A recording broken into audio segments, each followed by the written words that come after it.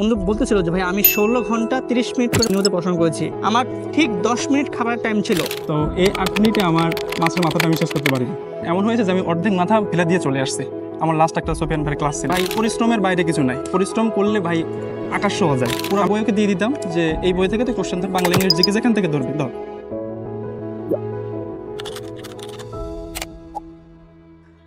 Second time যারা দেয় অনেকে শুনেছো যে হার্ড ওয়ার্ক অনেক বেশি পরিশ্রম করে তারা সেকেন্ড টাইম দেয়, সফলতা পায়।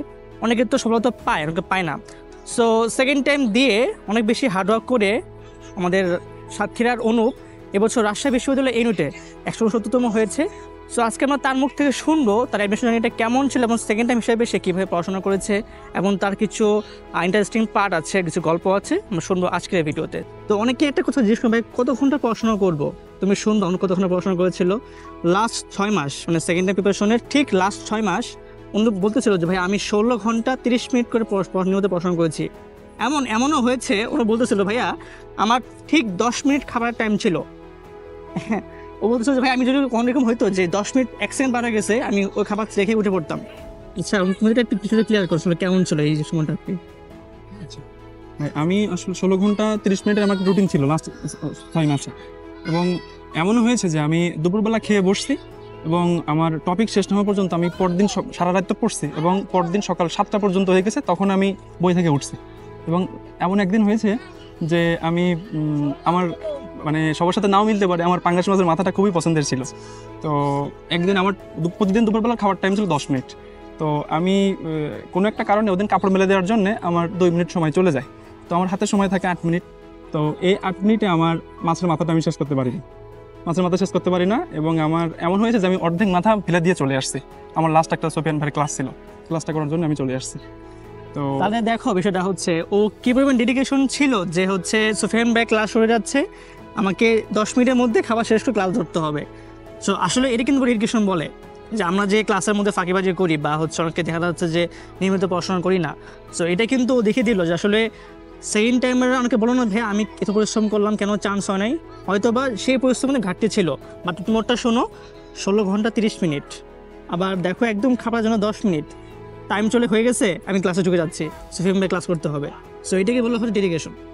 আচ্ছা অনুপ তুমি তো হচ্ছে বলেছিল ভাই আমি ফার্স্ট টাইম যখন আমি তো পরীক্ষা দিই আমি ইংলিশে তো 3 পেয়েছিলাম।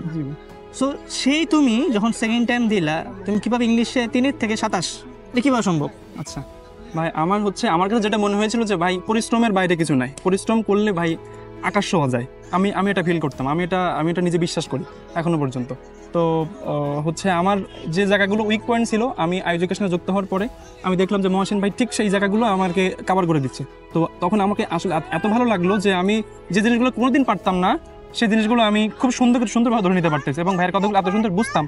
এবং শুধু আমি না, আমার মনে হয় যে এডুকেশন যত স্টুডেন্ট যুক্ত ছিল ম্যাক্সিমামই ভাইয়ের কথা যেভাবে বলছে, ভাই যেভাবে পড়াইছে এবং যদি কেউ মানে সত্যি মানে মনোযোগ দিয়ে কনসেন্ট্রেট দিয়ে ক্লাসগুলো করতো তাইলে সবাই কম বেশি বুঝবে। তো আমি ওভাবে ভাইয়ের ক্লাসগুলো করতাম। আমার এডুকেশনের শিট ছিল, আমি শিটগুলো করতাম এবং আমার একটা সহায়ক বই ছিল, আমি সেটা থেকে প্র্যাকটিস করতাম। তো এরপরে আমার লাস্ট মান্থে আমার এমন হলো যে আমার মনে হচ্ছে যে আমি গ্রামার থেকে আমার যে কোশ্চেন দিই না কেন আমি পারবো। আমার 100 কোশ্চেন যদি গ্রামার থেকে আসে তাহলে আমি আরও ভালো করবো, মানে ব্যাপারটা এমন চলে আসছে। তো এইভাবে আমি প্রচুর প্র্যাকটিস করতাম। আমার এমনও হয়েছে যে এডুকেশন শিটগুলো হচ্ছে 5 থেকে 6 বার আমার শেষ করা হয়েছে এবং ভাইয়ের ক্লাসগুলো বারবার আমি করতাম। তো এভাবে আমি এবার পরীক্ষায় ভাই আমি 27 পাই। মাশাআল্লাহ। সো তুমি বলো না ভাইয়া কোশ্চেন ধরতে পারি না, এই কোন টপিকের কোশ্চেন কীভাবে অ্যান্সার করব। তো এই যে প্র্যাকটিস যে করলে যে মানুষ যে সফল হয় তারপর কিন্তু হচ্ছে অনুপ যে একদম ক্লাস বুঝে নাই আবার ক্লাস দেখছে, একবার শেষ করছে আবার করতেছে। সো প্র্যাকটিস ম্যাক্সিমাম পারফেক্ট, এর কথা কিন্তু দিল হচ্ছে অনুপ। আমরা অনেকে জানি না যে হচ্ছে সঙ্গদোষে লোহা ভাসে, অর্থাৎ আসলে সত্যি, কারণ ফ্রেন্ডস রিলেশন খুবই গুরুত্বপূর্ণ একটা পার্ট। সো অনুপের লাইফে একজন ফ্রেন্ড ছিল যে ওনাকে খুবই হেল্প করেছে অ্যাডমিশন পিরিয়ডে। অনুপ তুমি একটু শিশু শেয়ার করো। আচ্ছা ভাই, আমার খুব কাছের একটা ফ্রেন্ড ছিল। তো আমি লাস্ট তো মানে এডুকেশনের সাথে পুরোপুরি একবারে তখন যুক্ত। এখন আমি প্রিপারেশন আমার মোটামুটি সব কিছু মিলে ভালো। তো আমি লাস্ট এমন হয়েছে যে আমি ওকে বলতাম ফোন দিয়ে আমি তাকে বলতাম যে তুই আমাকে কোশ্চেন ধর, পুরো বই ওকে দিয়ে দিতাম যে এই বই থেকে তুই কোশ্চেন ধর, বাংলা ইংলিশ জিকে যেখান থেকে ধরবি ধর।